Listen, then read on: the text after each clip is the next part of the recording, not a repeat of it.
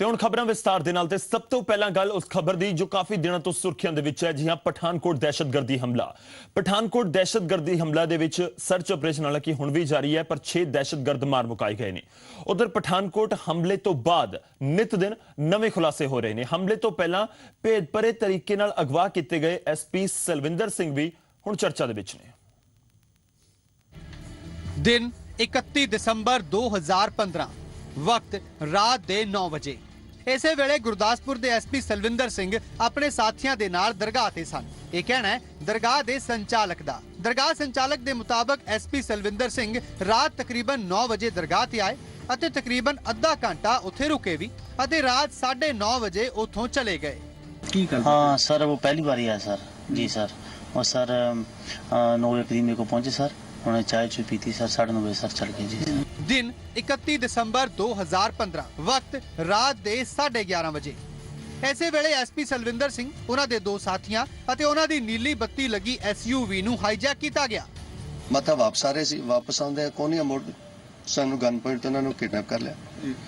ਜਦੋਂ ਤੁਹਾਨੂੰ ਉਹਨਾਂ ਨੇ ਰੋਕਿਆ, ਉਹ ਤੁਹਾਨੂੰ ਬਿਲਕੁਲ ਸ਼ੱਕ ਨਹੀਂ ਹੋਇਆ ਕਿ ਇਹ ਅੱਤਵਾਦੀ ਹੋ ਸਕਦੇ ਨੇ? ਨਾ, ਜਦੋਂ ਰੋਕਿਆ ਮੈਂ ਕਿਤੇ ਨਾਕਾ ਚੈੱਕ ਕਰ ਰਿਹਾ, ਇੱਕਦਮ ਹੀ ਜਦੋਂ ਆ ਗਏ ਅੰਦਰ, ਮਤਲਬ ਲਾਈਟ ਬੰਦ ਕਰੋ, ਐਸੇ ਕਰੋ, ਉਸ ਵਕਤ ਪਤਾ ਲੱਗ ਗਿਆ ਵੀ ਇਹ ਟੈਰਰਿਸਟ ਹੈਗੇ ਨੇ। ਉਹਨਾਂ ਮੈਨੂੰ ਵਿੱਚ ਪਿੱਛੇ ਸੁੱਟਤਾ, ਨਾਲ ਹੀ ਮੇਰਾ ਦਬੋਚ ਲਿਆ, ਸਾਨੂੰ ਦਬੋਚ ਕੇ ਥੱਲੇ ਰੱਖਤਾ। ਐਸਪੀ ਸਲਵਿੰਦਰ ਸਿੰਘ ਦੇ ਮੁਤਾਬਕ ਉਹ ਪਠਾਨਕੋਟ ਦੇ ਪਿੰਡ ਤਲੂਰ ਵਿੱਚ ਇੱਕ ਦਰਗਾਹ ਤੇ ਮੱਥਾ ਟੇਕਣ ਗਏ ਸਨ ਅਤੇ ਰਾਤ ਨੂੰ ਉੱਥੋਂ ਹੀ ਵਾਪਸ ਆ ਰਹੇ ਸਨ। ਪਰ ਸਵਾਲ ਤੋਂ ਜਵਾਬ ਨਿਕਲ ਰਹੇ ਨੇ ਅਤੇ ਉਹਨਾਂ ਜਵਾਬਾਂ ਚੋਂ ਕਈ ਸਵਾਲ ਪੈਦਾ ਹੋ ਰਹੇ ਨੇ। ਪਠਾਨਕੋਟ ਦੇ ਜਿਸ ਕੋਨੀਆ ਮੋੜ ਤੇ ਐਸਪੀ ਦੀ ਗੱਡੀ ਨੂੰ ਹਾਈਜੈਕ ਕੀਤਾ ਗਿਆ, ਉਹ ਥਾਂ ਦਰਗਾਹ ਤੋਂ ਤਕਰੀਬਨ 14 ਤੋਂ 15 ਕਿਲੋਮੀਟਰ ਦੂਰ ਹੈ ਅਤੇ ਇਹ ਦੂਰੀ ਤੈਅ ਕਰਨ ਵਿੱਚ ਤਕਰੀਬਨ ਅੱਧਾ ਘੰਟਾ ਲੱਗਦਾ ਹੈ। ਪਰ ਹੁਣ ਸਵਾਲ ਇਹ ਹੈ ਕਿ ਜੇ ਐਸਪੀ ਅਤੇ ਉਹਨਾਂ ਦੇ ਸਾਥੀ ਦਰਗਾਹ ਤੋਂ ਰਾਤ 9:30 ਵਜੇ ਨਿਕਲ ਗਏ ਸਨ ਤਾਂ ਉਹਨਾਂ ਨੂੰ ਕੋਨੀਆ ਵਾਲੇ ਮੋੜ ਤੇ ਪਹੁੰਚਣ ਵਿੱਚ ਇੰਨੀ ਦੇਰ ਕਿਉਂ ਲੱਗ ਗਈ?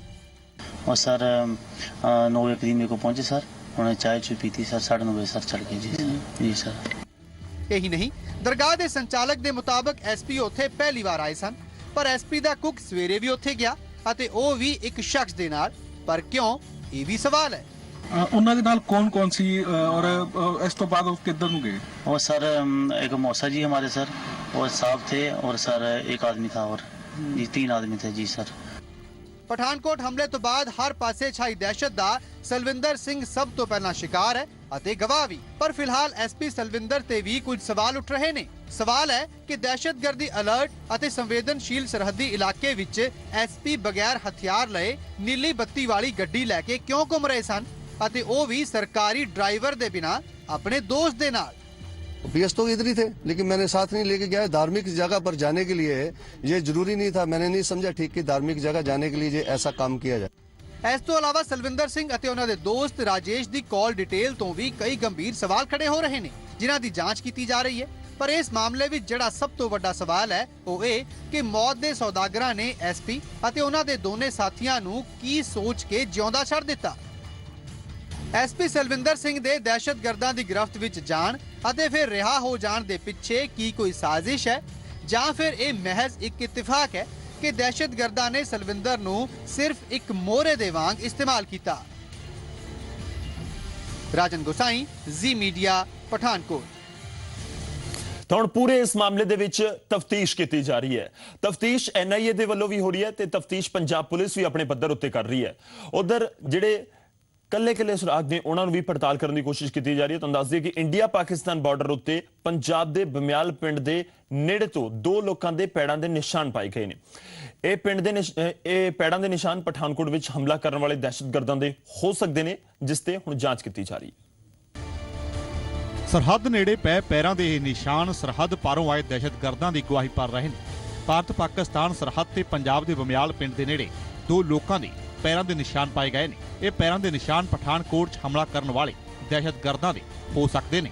ਪਿੰਡ ਦੇ ਰਿਟਾਇਰਡ ਫੌਜੀ ਨੇ ਇਹ ਨਿਸ਼ਾਨ ਲੱਭੇ ਨੇ। ਪੈਰਾਂ ਦੇ ਨਿਸ਼ਾਨ ਦੀ ਛਾਪ ਪੰਜਾਬ ਪੁਲਿਸ ਨੇ ਸੁਰੱਖਿਅਤ ਰੱਖ ਲਈ ਹੈ।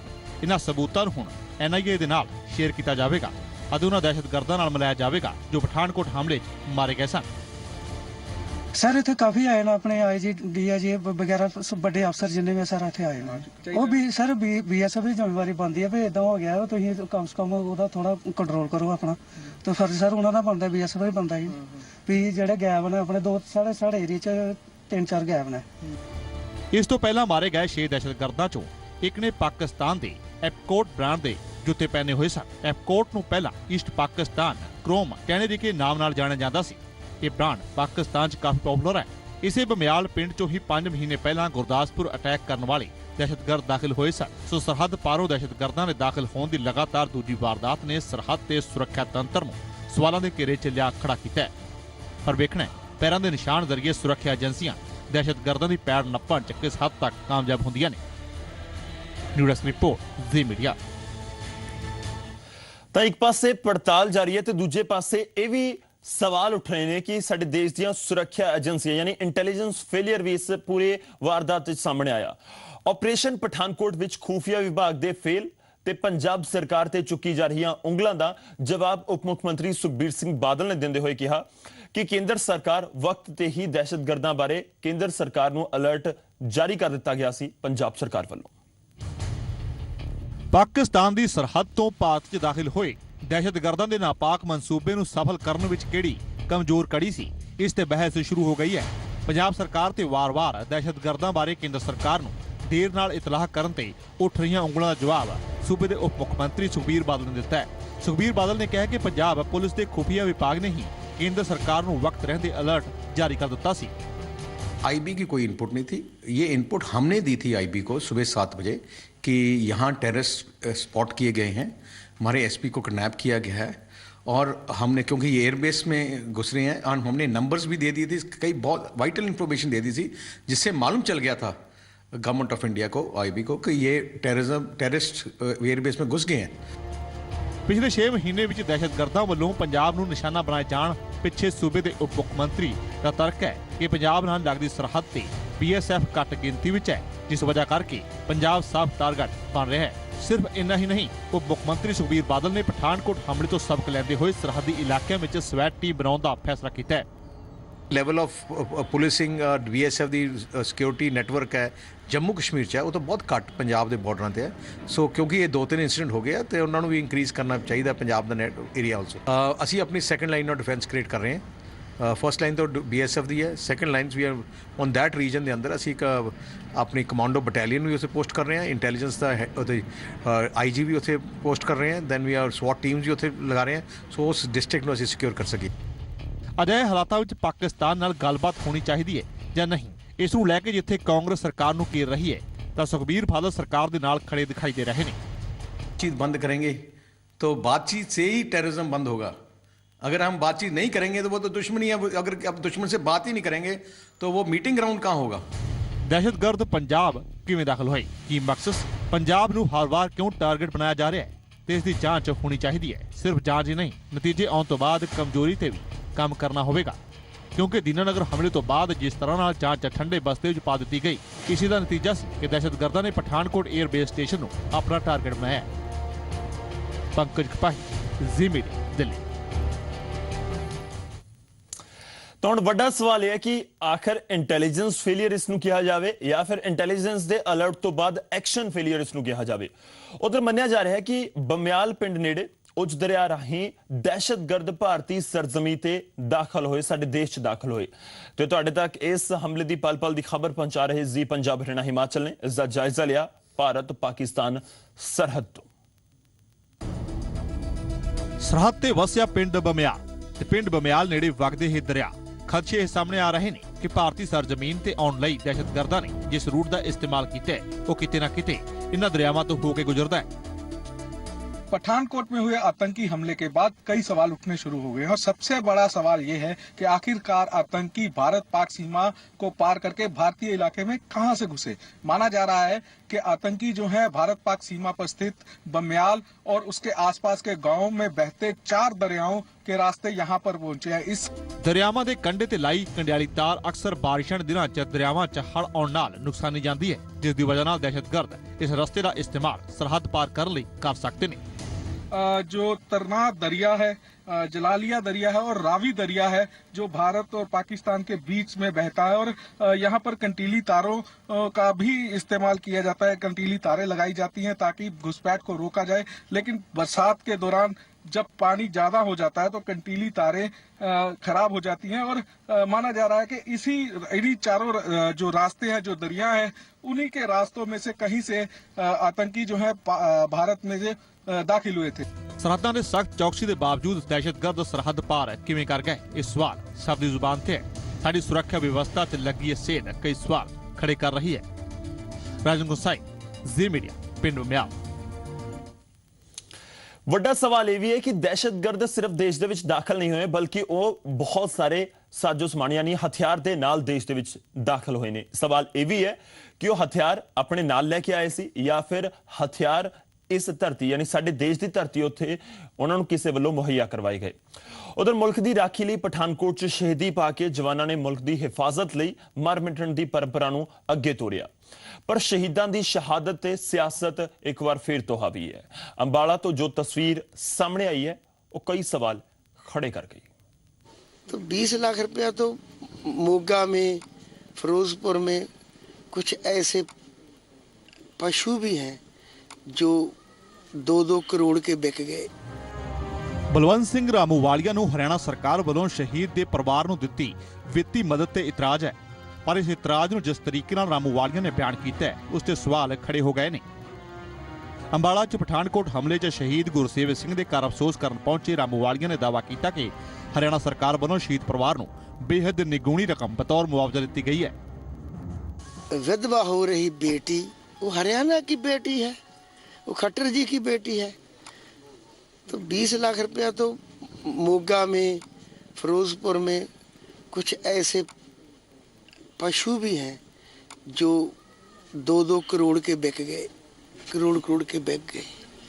लेकिन भारत माता की जय के लिए शहीद होने वाले को मुख्यमंत्री, वो भी हरियाणा जैसी इतनी अमीर स्टेट का मुख्यमंत्री, सिर्फ 20 लाख। दिल टूट गया। चलो यूपी ਦੇ ਜੇਲ੍ਹ ਮੰਤਰੀ ਰਾਮੂਵਾਲੀਆ ਦੇ ਸਾਥ ਨਿਸ਼ਾਨੇ ਨਾਲ ਸਿਆਸਤ ਪਖਣੀ ਜ਼ਾਹਿਰ ਹੈ। ਦੇਸ਼ ਕੋ ਇੰਨਾ ਸਰਮਾਇਆ ਨਹੀਂ ਹੁੰਦਾ ਕਿ ਇੱਕ ਸ਼ਹੀਦ ਦਾ ਵੀ ਉਹ ਮੁੱਲ ਪਾਰ ਸਕੇ ਕਿਸੇ ਵੀ ਦੇਸ਼ ਕੋਲ। ਲੇਕਿਨ ਉਹਨਾਂ ਬਾਰੇ ਗੱਲ ਕਰਨ ਲੱਗੇ ਘੱਟੋ ਘੱਟ ਜਿਹੜੀ ਤਮੀਜ਼ ਤਹਿਜ਼ੀਬ ਉਹਦਾ ਰੱਖਣਾ ਬਹੁਤ ਜ਼ਰੂਰੀ ਹੁੰਦਾ ਹੈ। ਔਰ ਮੈਨੂੰ ਬੜੀ ਦੁੱਖ ਦੀ ਗੱਲ ਹੈ ਕਿ ਰਾਮੂਵਾਲੀਆ ਸਾਹਿਬ ਕਿਸੇ ਸਮੇਂ ਸ਼੍ਰੋਮਣੀ ਅਕਾਲੀ ਦਲ ਵਿੱਚ ਵੀ ਰਹੇ ਨੇ, ਸਾਰੀਆਂ ਪਾਰਟੀਆਂ 'ਚ ਰਹੇ ਨੇ, ਤੇ ਲੇਕਿਨ ਉਹਨਾਂ ਨੂੰ ਜੇ ਸਾਰੀਆਂ ਪਾਰਟੀਆਂ ਵਿੱਚ ਵੀ ਰਹਿ ਕੇ ਘੱਟੋ ਘੱਟ ਸ਼ਹੀਦਾਂ ਬਾਰੇ ਵੀ ਗੱਲ ਕਰਨੀ ਨਹੀਂ ਆਈ ਤੇ ਮੈਨੂੰ ਬਹੁਤ ਹੀ ਇਸ ਗੱਲ ਦਾ ਦੁੱਖ ਹੈ।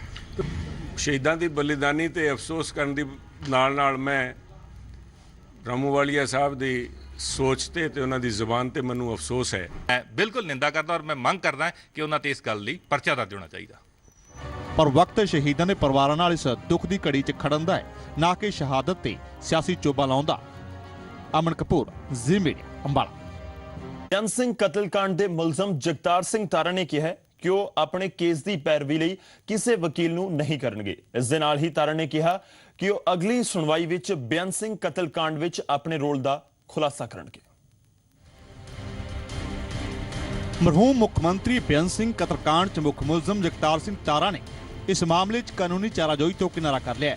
ਬੁੜਾਇਆ ਜੇਲ੍ਹ 'ਚ ਸੁਣਵਾਈ ਦੌਰਾਨ ਤਾਰਾ ਨੇ ਲੈਟਰ ਦੇ ਕੇ ਕਿਹਾ ਕਿ ਉਹ ਆਪਣੇ ਕੇਸ ਦੀ ਪੈਰਵਾਈ ਨਹੀਂ ਕਰਨਾ ਚਾਹੁੰਦਾ ਤੇ ਨਾ ਹੀ ਉਹ ਅਦਾਲਤੀ ਲੜਾਈ ਲੜਨ ਲਈ ਵਕੀਲ ਕਰੇਗਾ। ਇਸ ਦੇ ਨਾਲ ਹੀ ਤਾਰਾ ਨੇ ਇਹ ਵੀ ਸੰਕੇਤ ਦਿੱਤੇ ਨੇ ਕਿ ਆਪਣੀ ਅਗਲੀ ਸੁਣਵਾਈ ਦੌਰਾਨ ਉਹ ਵੀ ਸਪਸ਼ਟ ਕਰੇਗਾ ਕਿ ਮੁੱਖ ਮੰਤਰੀ ਬੇਅੰਤ ਸਿੰਘ ਕਤਲकांड 'ਚ ਉਸ ਦੀ ਕੀ ਭੂਮਿਕਾ ਸੀ। ਉਹਨਾਂ ਨੇ ਅੱਜ ਜੱਜ ਸਾਹਿਬ ਨੂੰ ਕਹਿ ਦਿੱਤਾ ਹੈ ਕਿ ਮੈਂ ਆਪ ਦਾ ਕੇਸ ਜਿਹੜਾ ਹੈ, ਕਿਉਂਕਿ ਮੈਨੂੰ ਇੰਡੀਅਨ ਜੁਡੀਸ਼ਰੀ ਉੱਪਰ ਟਰਸਟ ਨਹੀਂ ਹੈਗਾ, ਮੈਂ ਆਪਦੇ ਆਪ ਨੂੰ ਡਿਫੈਂਡ ਨਹੀਂ ਕਰਨਾ ਚਾਹੁੰਦਾ, ਨਾ ਹੀ ਮੈਂ ਆਪ ਦੇ ਬਚਾਅ ਵਿੱਚ ਕੋਈ ਗੱਲ ਕਹਿਣਾ ਚਾਹੁੰਦਾ। ਇਸ ਕਰਕੇ ਮੈਂ ਆਪਣਾ ਕੇਸ ਲੜਨਾ ਨਹੀਂ ਚਾਹੁੰਦਾ ਅਤੇ ਨਾ ਹੀ ਮੇਰੇ ਵੱਲੋਂ ਕੋਈ ਵਕੀਲ ਅਦਾਲਤ ਵਿੱਚ ਬਚਾਅ ਪੱਖ ਲਈ ਪੇਸ਼ ਹੋਵੇਗਾ। ਤੁਸੀਂ ਜੋ ਵੀ ਫੈਸਲਾ ਦੇਵੋਗੇ ਮੈਨੂੰ ਪ੍ਰਵਾਨ ਹੋਵੇਗਾ। ਇਸ ਮਾਮਲੇ ਦੀ ਅਗਲੀ ਸੁਣਵਾਈ ਹੁਣ 18 ਫਰਵਰੀ ਨੂੰ ਹੈ। ਦੀਆਂ ਸਲਾਰੇ ਦੇ ਨਾਲ ਨਿਊਜ਼ ਰਿਪੋਰਟ, ਜ਼ੀ ਮੀਡੀਆ। ਅੱਗੇ ਵਧਦੇ ਹਾਂ, ਸੂਬੇ 'ਚ ਸਿੱਖਿਆ ਦੀ ਗੱਲ ਕਰਾਂਗੇ। ਮੋਹਾਲੀ 'ਚ ਪੰਜਾਬ ਦੇ ਸਿੱਖਿਆ ਮੰਤਰੀ ਨੇ ਸੂਬੇ ਦੇ ਫਿਸਡੀ ਟੀਚਰਸ ਦੀ ਕਲਾਸ ਲਈ ਖਰਾਬ ਰਿਜ਼ਲਟ ਦੀ ਵਜ੍ਹਾ ਪੁੱਛੀ। ਡੀਓ ਅਤੇ ਪ੍ਰਿੰਸੀਪਲ ਤੋਂ ਵੀ ਸਵਾਲ ਜਵਾਬ ਕੀਤੇ। तो उसकी भी गल करांगे, पर तुहानूं दस दईए कि अज जिहड़ा चंडीगढ़ दे विच मेयर चोण है उसनूं भी लैके सरगर्मियां तेज हो चुकियां ने। 8 जनवरी नूं चोणां होण जा रही ने। कांग्रेस ते बीजेपी अपने अपने मेयर दे चुने जाण दा दावा कर रही ने। तुसीं रिपोर्ट देखो ते फिलहाल दे लई मैनूं इजाजत दिओ। धन्नवाद। 8 जनवरी बीजेपी ਅਤੇ ਕਾਂਗਰਸ ਦੀ ਚੰਡੀਗੜ੍ਹ ਇਕਾਈ ਦੇ ਲਈ ਕਾਫੀ ਅਹਿਮ ਦਿਨ ਹੈ ਕਿਉਂਕਿ ਇਸ ਦਿਨ ਨਗਰ ਨਿਗਮ ਦੇ ਮੇਅਰ ਅਹੁਦੇ ਦੇ ਲਈ ਚੋਣ ਹੋਣੀ ਹੈ। ਦੋਨੋਂ ਪਾਰਟੀਆਂ ਦਾ ਦਾਅਵਾ ਹੈ ਕਿ ਇਸ ਵਾਰ ਉਹਨਾਂ ਦਾ ਮੇਅਰ ਬਣੇਗਾ। ਦੋਨੋਂ ਸਿਆਸੀ ਪਾਰਟੀਆਂ ਦੇ ਦਾਅਵੇ ਸੁਣਨ ਤੋਂ ਪਹਿਲਾਂ ਚੰਡੀਗੜ੍ਹ ਨਗਰ ਨਿਗਮ ਦੇ ਸਿਆਸੀ ਸਮੀਕਰਨ ਉੱਤੇ ਨਜ਼ਰ ਪਾ ਲਓ। ਚੰਡੀਗੜ੍ਹ ਨਗਰ ਨਿਗਮ ਵਿੱਚ ਕੁੱਲ 35 ਕੌਂਸਲਰ ਨੇ। ਇਹਨਾਂ ਵਿੱਚੋਂ 13 ਕੌਂਸਲਰ ਬੀਜੇਪੀ ਦੇ ਨੇ ਜਦੋਂ ਕਿ 2 ਅਕਾਲੀ ਦਲ ਦੇ। ਕਾਂਗਰਸ ਦੇ 8 ਕੌਂਸਲਰ ਨੇ ਅਤੇ ਬੀਐਸਪੀ ਦੇ 2 ਜਦੋਂ ਕਿ 1 ਆਜ਼ਾਦ ਅਤੇ 9 ਨੋਮੀਨੇਟਿਡ ਕੌਂਸਲਰ ਨੇ ਜਿਨ੍ਹਾਂ ਨੂੰ ਰਾਜਪਾਲ 5 ਸਾਲ ਦੇ ਲਈ ਚੁਣਦੇ ਨੇ। ਮੇਅਰ ਦੀ ਚੋਣ ਵਿੱਚ 1 ਵੋਟ ਮੈਂਬਰ ਆਫ ਪਾਰਲੀਮੈਂਟ ਦਾ ਵੀ ਹੁੰਦਾ ਹੈ। ਕੁੱਲ 36 ਵੋਟ ਪਾਏ ਜਾਣੇ ਹੈ ਅਤੇ ਜਿੱਤਣ ਦੇ ਲਈ 19 ਵੋਟਸ ਜ਼ਰੂਰੀ ਨੇ। ਇਸ ਸਮੇਂ ਬੀਜੇਪੀ ਅਤੇ ਅਕਾਲੀਆਂ ਦਾ ਗੱਠਜੋੜ ਹੈ। ਇਸ ਲਿਹਾਜ਼ ਨਾਲ ਬੀਜੇਪੀ ਦੇ ਕੋਲ 15 ਕੌਂਸਲਰ ਹੋ ਗਏ ਜਦੋਂ ਕਿ ਚੰਡੀਗੜ੍ਹ ਦੀ ਐਮਪੀ ਕਿਰਨ ਖੇਰ ਵੀ ਬੀਜੇਪੀ ਦੇ ਪੱਖ ਵਿੱਚ ਵੋਟ ਪਾਉਣਗੇ। ਇਸ ਤਰ੍ਹਾਂ ਬੀਜੇਪੀ ਦੇ ਖਾਤੇ ਵਿੱਚ 16 ਵੋਟ ਪਹਿਲਾਂ ਤੋਂ ਹੀ ਆ ਚੁੱਕੇ ਨੇ। ਹੁਣ ਬੀਜੇਪੀ ਨੂੰ ਜਿੱਤਣ ਦੇ ਲਈ ਸਿਰਫ 3 ਵੋਟ ਦੀ ਜ਼ਰੂਰਤ ਹੈ। ਬੀਜੇਪੀ ਨੂੰ ਉਮੀਦ ਹੈ ਕਿ ਨੋਮੀਨੇਟਿਡ ਕਾਉਂਸਲਰਸ ਉਹਨਾਂ ਦੇ ਪੱਖ ਵਿੱਚ ਵੋਟ ਕਰਨਗੇ ਅਤੇ ਮੇਅਰ ਅਹੁਦੇ ਦੇ ਲਈ 15 ਸਾਲ ਤੋਂ ਚੱਲਿਆ ਆ ਰਿਹਾ ਬੀਜੇਪੀ ਦਾ ਇੰਤਜ਼ਾਰ ਖਤਮ ਹੋ ਜਾਏਗਾ। ਉੱਥੇ ਕਾਂਗਰਸ ਦੇ ਕੋਲ ਹਾਲਾਂਕਿ ਸਿਰਫ 8 ਕਾਉਂਸਲਰ ਨੇ ਪਰ ਫਿਰ ਵੀ ਕਾਂਗਰਸ ਨੂੰ ਪੂਰੀ ਉਮੀਦ ਹੈ ਕਿ ਇਸ ਵਾਰ ਵੀ ਜਿੱਤ ਉਹਨਾਂ ਨੂੰ ਹੀ ਮਿਲੇਗੀ ਅਤੇ ਇੱਕ ਵਾਰ ਫਿਰ ਮੇਅਰ ਦੀ ਕੁਰਸੀ ਉੱਤੇ ਕਾंग्रेस ਦਾ उम्मीदवार बैठेगा। जो इलेक्शन में एक तरह से हर के पास जाना वोट लेना वो हम लोग कर रहे हैं, नॉमिनेटेड के पास भी गए हैं और हमें उम्मीद है कि हमारे मेयर चुनाव के अंदर हमारे कैंडिडेट जीतेंगे और हम लोगों को नॉमिनेटेड का वोट भी मिलेगा, दूसरे लोगों का वोट भी मिलेगा जो बीएसपी और इंडिपेंडेंट है। हर कार्यकर्ता एक होप के साथ मेरी तरफ देख रहा है तो मेरी जिम्मेवारी और बढ़ जाती है। तो मैं अपनी तरफ से कोशिश करूंगा कि जिस प्रकार से मेरे पार्टी के काउंसलर्स, मेरे कार्यकर्ता, मेरी लीडरशिप जिस प्रकार से लगे हैं तो मुझे ऐसा पूर्ण विश्वास है कि 2016 में पार्टी का जो 15 साल का कारपोरेशन में बनवास है वो खत्म होने जा रहा है। ਭਾਵੇਂ ਹੀ ਇਸ ਵਕਤ ਬੀਜੇਪੀ ਦਾ ਦਬਦਬਾ ਨਜ਼ਰ ਆ ਰਿਹਾ ਹੋਵੇ ਪਰ ਗੁੱਟਬਾਜ਼ੀ ਬੀਜੇਪੀ ਵਿੱਚ ਵੀ ਇੱਕ ਵੱਡੀ ਸਮੱਸਿਆ ਹੈ ਅਤੇ ਇਹੀ ਵਜ੍ਹਾ ਕਿ ਪਿਛਲੀਆਂ ਚੋਣਾਂ ਵਿੱਚ ਬੀਜੇਪੀ ਦੇ ਕਾਉਂਸਲਰ ਕਾਂਗਰਸ ਉਮੀਦਵਾਰ ਦਾ ਸਮਰਥਨ ਕਰਦੇ ਰਹੇ ਪਰ ਇਸ ਵਾਰ ਬੀਜੇਪੀ ਇਕਜੁੱਟ ਹੋਣ ਦੀ ਗੱਲ ਕਹਿ ਰਹੀ है। पार्टी के सारे जो हमारे काउंसलर्स हैं वो एकजुट हम लोग सब लोगों के घर जा रहे हैं, सबसे बात कर रहे हैं। कल रात भी हम लोग 4 काउंसलर्स के घर में जाके आए हैं और सारे मेरे काउंसलर मेरे साथ गए हैं और उनके साथ बातचीत भी हुई है। हम कांग्रेस के 8 काउंसलर एकजुट हैं और हम पूरे कॉन्फिडेंस के साथ हमारे जो तीनों कैंडिडेट हैं मुकेश बसी जी और दर्शन गर्ग और गुरबख्श रावत जी तीनों पूरे कॉन्फिडेंस का इलेक्शन लड़ रहे हैं। पूरी टीम उनके साथ हम लोग हैं। सुभाष चावला जी हमारे फॉर्मर मेयर हैं, पूनम शर्मा जी हैं अभी जो मेयर हैं प्रेजेंट, और लोग जो हमारे साथी हैं साथ में शीला देवी जी हैं जो हमारे और काउंसलर हैं, हरफुल कल्याण जी हैं, हम लोग सब मिलकर चुनाव लड़ रहे हैं। ਚੰਡੀਗੜ੍ਹ ਨਗਰ ਨਿਗਮ ਵਿੱਚ ਕੀ ਬੀਜੇਪੀ 15 ਸਾਲ ਦੇ ਇੰਤਜ਼ਾਰ ਨੂੰ ਖਤਮ ਕਰ ਸਕੇਗੀ ਜਾਂ ਫਿਰ ਕਾਂਗਰਸ ਮੇਅਰ ਅਹੁਦੇ ਉੱਤੇ ਮੁੜ ਤੋਂ ਕਬਜ਼ਾ ਜਮਾਏਗੀ? ਦਾਅਵੇ ਦੋਨਾਂ ਪਾਰਟੀਆਂ ਵੱਲੋਂ ਹੋ ਰਹੇ ਨੇ ਪਰ 8 ਜਨਵਰੀ ਨੂੰ ਹੀ ਸਾਫ਼ ਹੋ ਸਕੇਗਾ ਕਿ ਚੰਡੀਗੜ੍ਹ ਨਗਰ ਨਿਗਮ ਵਿੱਚ ਬਾਜ਼ੀ ਕੌਣ ਮਾਰਦਾ ਹੈ। ਚੰਡੀਗੜ੍ਹ ਤੋਂ ਨਿਤਿਕਾ ਮਹੇਸ਼ਵਰੀ ਦੇ ਨਾਲ ਨਿਊਜ਼ ਡੈਸਕ ਰਿਪੋਰਟ ਜ਼ੀ ਮੀਡੀਆ।